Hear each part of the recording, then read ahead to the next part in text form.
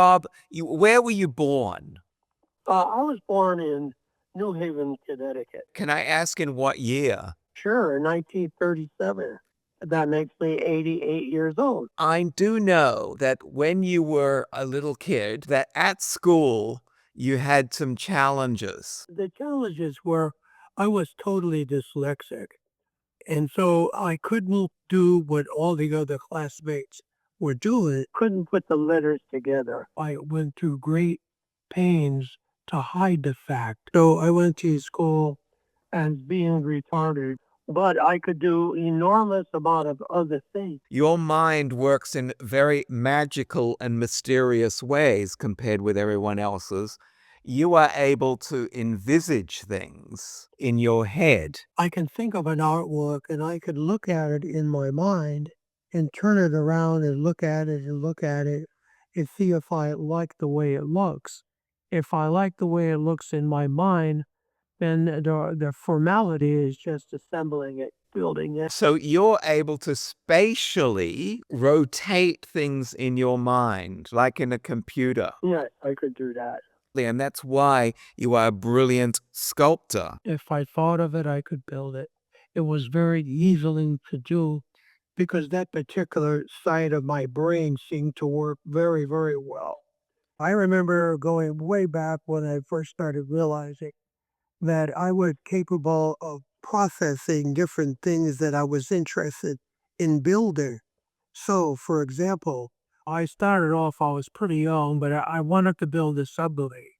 So I sat down and I just envisioned what in my mind and how I would go about building it, where I would get the material for it, how I would assemble it.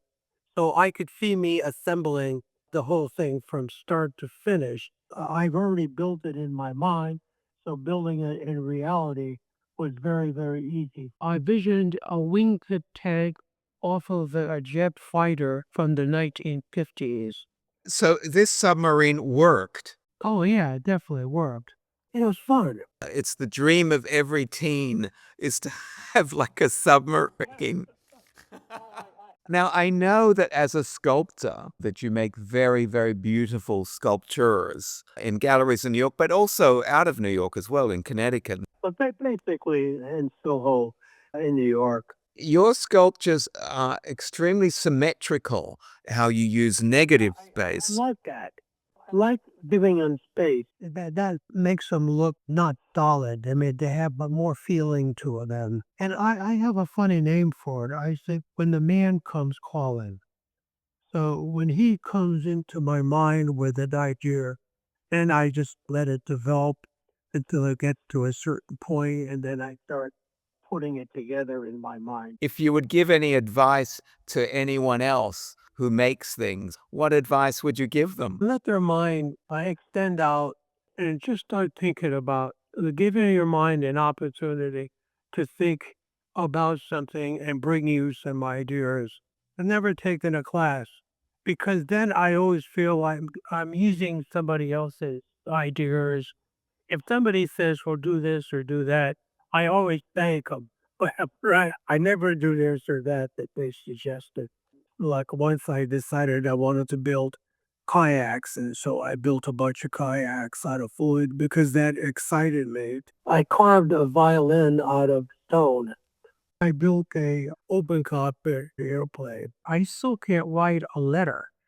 I stopped worrying about writing and I stopped worrying about hiding it from everybody that I was unable to write because first thing they think about was, God, you're a real moron if you can't write. I don't hide it anymore. I'm happy to know the people I know. Everybody has an ability if they look and they wait and they really look at it.